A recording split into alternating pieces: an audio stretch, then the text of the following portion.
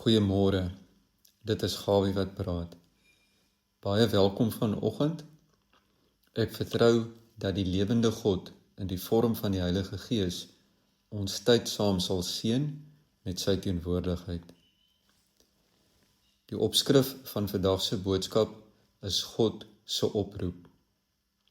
Ek vertrou dat soos die woord van God vanoggend uitgaan, elkeen van ons aangeraak en dat ons siel verkoop sal word en dat die Here ons sal aanmoedig om vir hom en deur hom te lewe.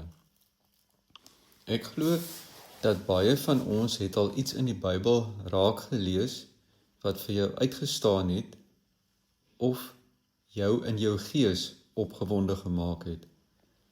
Ons gaan vandag met mekaar 'n vers deel wat my by tye ontstel het, opgewonde gemaak het en ook onbekwaamd laat voel het.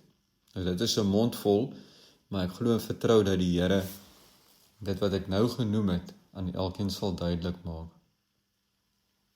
Dit wat op my hart is, glo ek, sal elkeen van ons uitdaag om jou lewe op die oomblik in oënskou te neem. Waar jy vandaan kom en dan ook baie belangrik waarheen jy op pad is. Voor ek bid, wil ek graag met julle die volgende deel. Die gedeelte wat ek nou gaan deel is nie die hoofopskrif vir die dag nie, maar 'n belangrike aanloop en ek bid dat hierdie dag, 'n dag van klein dinge, 'n vuur in elkeen van ons sal ontvlam. Nou die gedeelte wat ek graag met julle deel, is Sagaria vers 4, herstel Sagaria hoofstuk 4 vers 10. Want wie verag die dag van klein dinge, terwyl daardie 7 die oë van die Here wat die ganse aarde deurloop, met blydskap die skietloot aanskou in die hand van Serubabel. Ek glo hierdie skrif is op my hart gedruk ter bemoediging van meer as een mens wat vandag ingeskakel is. Jy beskou dit wat met jou gebeur het, dit wat jy dalk uit die woord gekry het, as onbenullig.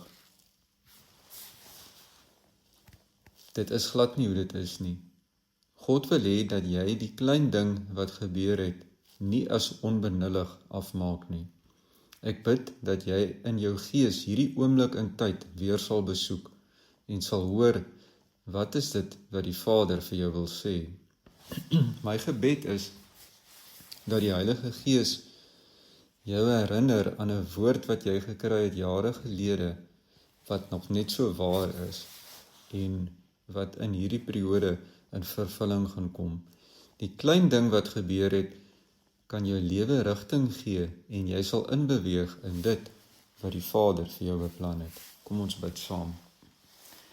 Hemelvader, ek sê vir die dankie, Here, vir hierdie oggend. Here, dankie soos altyd vir die woord, Here, wat vars is, Here. Die woord wat lewens verander, ook my eie lewe, en ook waar ek kan getuig hoe u woord al my lewe deur die jare verander het.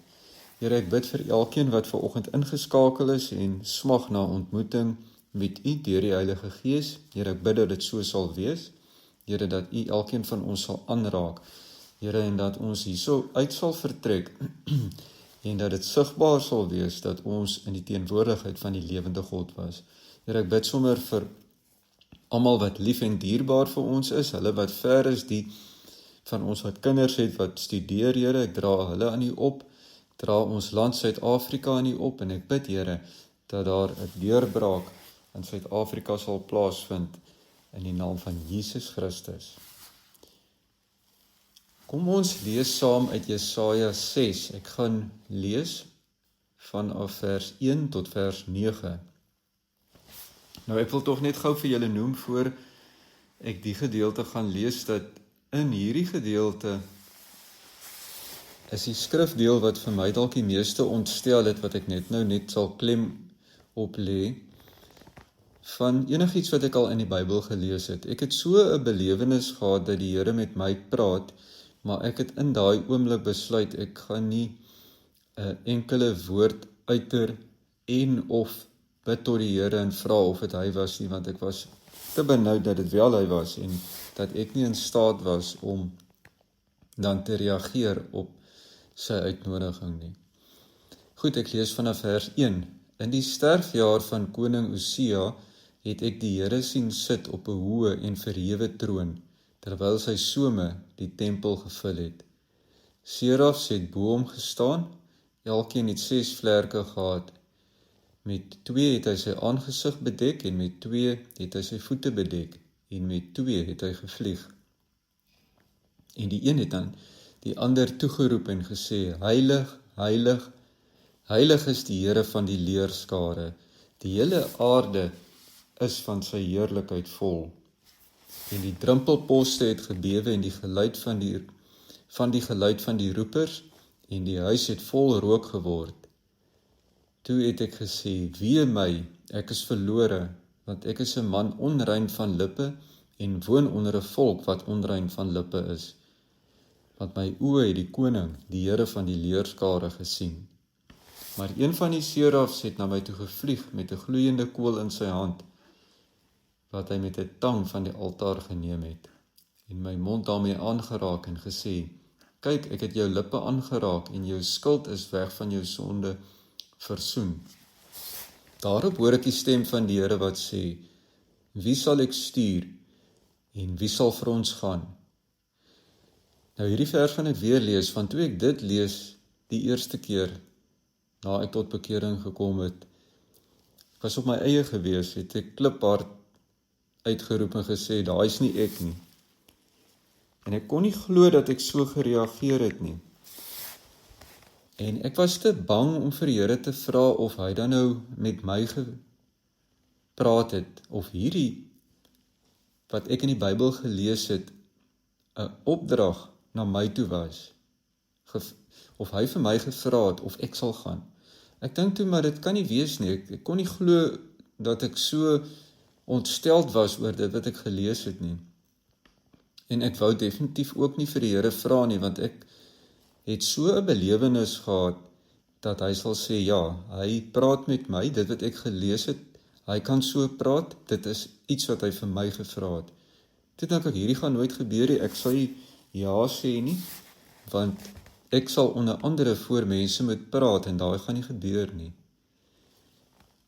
Nou, ek het ook op daai stadium besluit, dat ek kan nie weer in so 'n hinderlaag in gelei word nie, en ek het baie daarvan gehou om die Bybel te lees. Ek het hoeveel ure gespandeer, en ek besluit toe maar hierdie kan ek nie doen nie, en daar's nog steeds iets vreemd gewees wat vir my getrek het na die woord van God toe. Toe dink ek maar, wat ek nou gaan doen, ek gaan vir 'n lang tyd Jesaja vermy, dan sal ek nie weer in so 'n moeilike situasie beland nie, en die res van die Bybel, daar kan ek nou vir julle raad gee, wat julle gerus kan volg, dit gaan glad nie werk nie. Ek het besluit om myself te beskerm, sal ek die res van die Bybel lees, en ek sal dit sonder oorgawe lees, en dan sal die Here nie met my praat nie.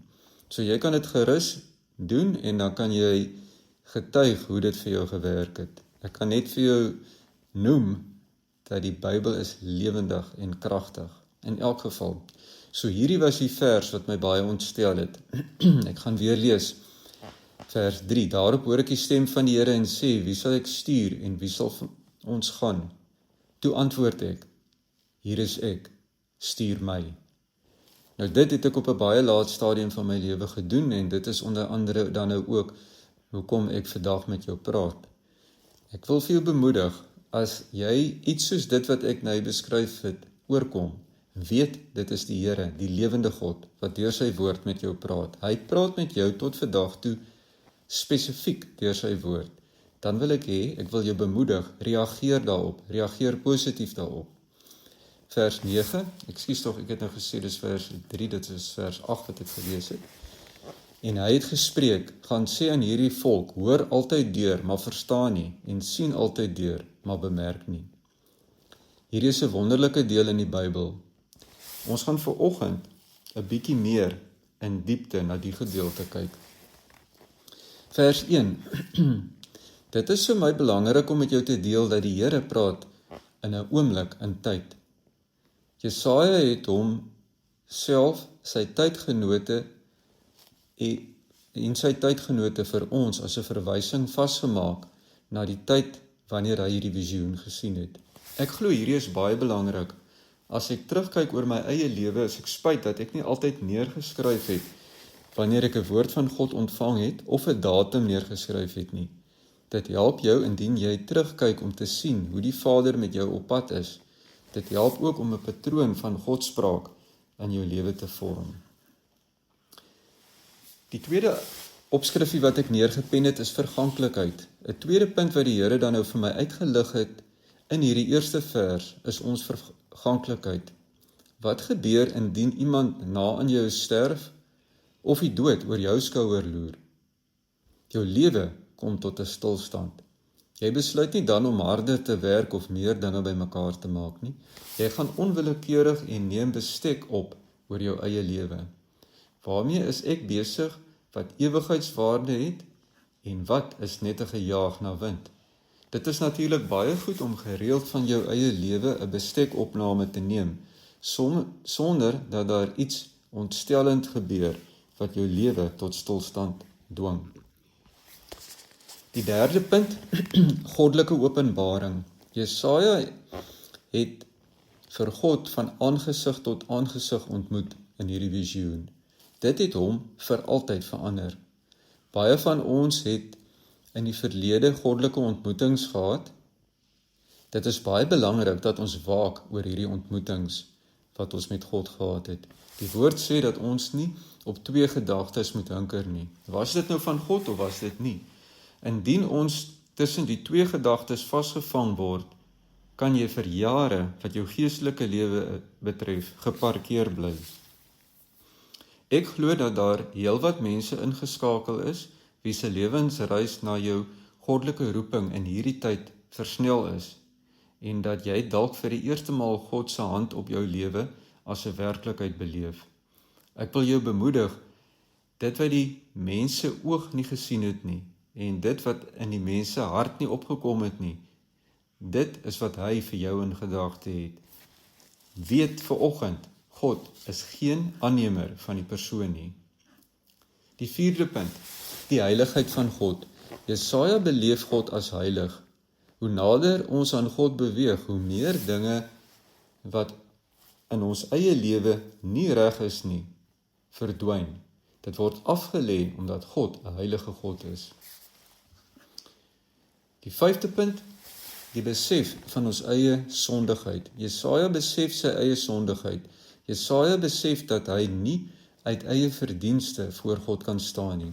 Ek bid vanoggend dat elkeen van ons erns maak en dat ons elke ding wat nie van die Here is, wat jy van weet, soos ek vanoggend praat met jou, dat die Heilige Gees dit uitlig, wat jy weet, jy moet aflê, dat jy die moed van oortuiging sal hê. Pen dit neer en bid en sê, Here, verlos my hiervan. Al is dit 'n oënskynlik klein ding wat jou lewe terughou, doen dit, bely dit, beweeg aan. Beweeg in God se krag. Die sesde punt, Jesaja kry 'n nuwe perspektief. 'n Lewensveranderende ontmoeting met God is bonatuurlik. Weet jy, kan nie genoeg klem daarop lê nie. Jy het die aanraking van die Heilige Gees nodig. Jy beleef God in jou gees. Ek kan hier staan en praat tot ek blou word, maar iets moet binne jou gees plaasvind. Dit is waar blywende verandering en groei gebeur. Wat binne gebeur, in jou hart, het 'n invloed na buite. 'n Ware ontmoeting met God gee jou 'n ander perspektief. God se perspektief breek gewoonlik vooropgestelde patrone en gedagtes. Weet jy, en ek wil tog net vir jou noem, dit verander jou. Dit gee vir jou vrymoedigheid, waar ek nie kans gesien het om voor mense te praat nie, kom dit nou vir my baie meer natuurlik, want die Here het my verander. Die Here het my in 'n oogwink verander. Party van ons moes al letterlik op die grond eindig om 'n ander perspektief te kry. Jesaja is gereed om te dien. Hierdie is 'n punt wat die Here sterk op my hart gelê het. Ons maak die skuif van 'n posisie waar ons net nog seën en seën en seën wil hê, tot waar ons gereed is om ander te dien. In die proses om ander te dien, word jou wandel met God meer intiem en leer jy hom beter ken. Hy openbaar dinge aan jou wat jy nie geweet het nie. Dit is 'n wonderlike plek om te wees en jou geloof neem toe, soos jy hom leer ken as 'n waarmaker van sy woord en as 'n liefdevolle Vader. 7de punt. God maak 'n algemene oproep. Hy doen dit vandag nog. Jesaja neem dit persoonlik op. Die oproep van wie sal vir ons gaan weer klink vandag en is nog net so relevant as altyd. Elkeen van ons het 'n keuse om hier op ja te antwoord, nee te antwoord of nog erger te maak of die vraag nooit gevra is nie. Ek het in my eie lewe oor baie jare 'n opgewondenheid in my gees beleef wanneer ek hierdie deel gelees het. Ek het egter enige kans om deur God gebruik te word geblok. Ek was onseker, ek het onbekwaamd gevoel en uit my diepte en bevrees. Ek het oor baie jare egter altyd 'n opgewondenheid beleef as ek dit lees. Dit is asof ek elke maal teruggeneem is en met dieselfde vraag gekonfronteer was. Wanneer jy ja antwoord, sal dinge verander. Ek wil vir jou bemoedig vir oggend, soos hierdie woord uitgaan, en jy beleef dit dat die Here met jou deur sy woord praat, en ek is net die spreekbuis. Gaan op jou knie en sê, Here, hier is ek, stuur my. Maar ek wil jou ook bemoedig, skryf die datum neer, en wag, en sien hoe die hand van die Here oor jou vaardig word. Die 8ste punt, God neem jou op jou woord. Hy ag jou waardig. Wanneer jy dit doen wat ek nou voorgestel het, dat jy sê, Here, hier is ek, stuur my. Weet dat die Here daarop gaan reageer. As jy opreg is en jy tree aan vir diens, gaan hy vir jou diensbaar maak in sy koninkryk. Wanneer ons vir God ja sê, gebeur daar iets in die geestelike sfeer. Wanneer ons ja sê om vir God te gaan, sal dit nie noodwendig dadelik gebeur nie. Elkeen van ons word nie op dieselfde manier deur God gebruik nie. Elkeen wat gewillig is, word wel gebruik. Daar is ongeredde mense wat die Vader deur middel van jou lewe wil bereik. Jou eie lewe verander. Dit sal jou laat bokspring, omdat jy die Here op 'n manier leer ken, wat nie eers in jou verwysingsraamwerk was nie. Wat vir my wonderlik is om die Here se hand in beweging te sien. In oënskynlik onmoontlike situasies kom die Here altyd deur. Baie maal glad nie soos jy dit verwag nie, maar presies soos die woord sê. En jy is juis daarby om dit eerstehands te beleef, en dit word jou getuienis, en dit verkoop jou siel. Daar is baie verskillende dinge waarvoor die Vader ons kan roep. Hier is sommer net 'n moontlike paar rigtingwysers. Ek wil hê jy moet bid en vir die Here vra waar hy jou wil aanwend om 'n verskil te maak. Die Here gaan vir jou wys waar hy jou wil gebruik om 'n verskil te maak, en jy gaan daardie visie jou eie maak. Jy besef dat jy het 'n Godgegewe gawe om 'n verskil te maak. Jy is bekwaam deur die Heilige Gees wat oor jou vaardig word. Ek dink nou sommer net terwyl ek praat dat party mense, en dit is my belewenis, dat ek voel baie gemaklik om 'n leraar te wees. Ek hou van die woord en dit kom vir my natuurlik. Dit is maar net een voorbeeld. Jy kan iemand wees wat simpatie en empatie met mense het, waarvan ek dan beslis minder het.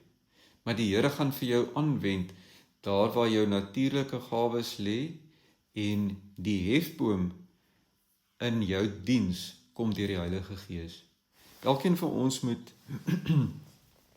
ons afhanklikheid van die Heilige Gees verkondig en net reageer wanneer hy in jou hart 'n gedagte wakker maak.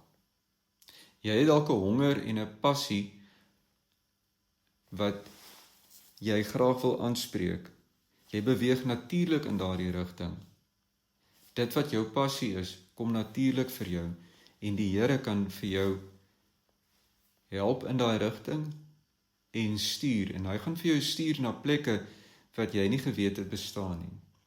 Ek dink sommer binne in die konteks van 'n gemeente, miskien vanoggend soos hierdie woord uitgaan, is dit 'n vars oproep dat jy moet deel word van die begeleidingsgroep.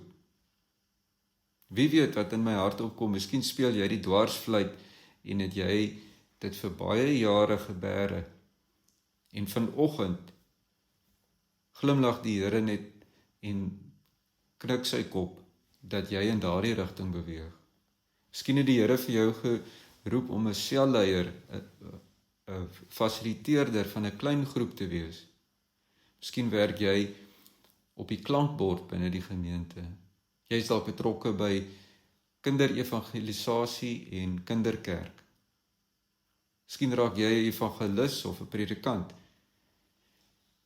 Daar is soveel opsies en ek bid dat die Here vir jou sal leiding gee en dat jy sal handel volgens sy woord. En ek bid veral dat in hierdie proses en sommer nog in hierdie oggend jy 'n opgewondenheid in jou hart sal hê, want jy sal weet die Here is naby jou en hy gee vir jou leiding en hy is geen aannemer van die persoon nie, soos ek al genoem het. Hy wil vir jou gebruik. Ek nooi jou uit dat jy vir oggend jou lewe neerlê en sê, Here, hier is ek, gebruik my, verander my sodat ek kan bruikbaar wees in die koninkryk. Ek wil afsluit. As hierdie woord vir oggend jou aangeraak het, bid ek waar jy ook al in die wêreld is, dat jy dit neerpen, dat jy erns maak en dat jy die koste bereken en dat jy aanmeld vir diens. Dink sommer aan die lied wat sê, gird up your armor, ye sons of Zion, gird up your armor, let's go to war. Dat ons nie net kla oor situasies nie, maar dat ons 'n verskil maak, dat ons instrument in die hand van die Here is, die een wat 'n woord gespreek het en die heelal het tot stand gekom. Amen. Ek sluit af met 'n gebed en ek bid die Here se seën af oor elkeen se lewe, elkeen se behoefte. En vanoggend bid ek dat die wat geroep word sal ja sê en aantree vir die koninkryk van die lig. Here, ek sê vir U dankie vir die woord van vanoggend. Here, dankie dat U die een is wat ons lewens verander. Here, dat U deur U Heilige Gees ons bekragtig, Here, dat U vir ons anders maak as wat ons was en dat U Heilige Gees deur ons vloei. En ek bid, Here, dat oral waar ons gaan, Here, dat ons sal handel volgens U opdrag en dat ons 'n verskil sal maak. Here, en ek wil vanoggend proklameer dat U 'n waarmaker van die woord is, Here, en dat U die een is wat in beheer is. Here, en terwyl ek met U praat, weet ek, U wil vir die mense sê dat U koninkryk is 'n ewige koninkryk. Here, en dat ons nie op ander plekke aanmeld vir diens nie, maar net by hierdie koninkryk wat nooit sal vergaan nie. Ek sê vir U dankie vir die woord, ek sê vir U dankie vir die beloftes van die woord, en ek sê vir U dankie dat U nie 'n ver God is nie, dat U naby is. Ek bid U seën af oor elkeen wat ingeskakel is, in die naam van Jesus. So is dit, en so sal dit wees. Amen.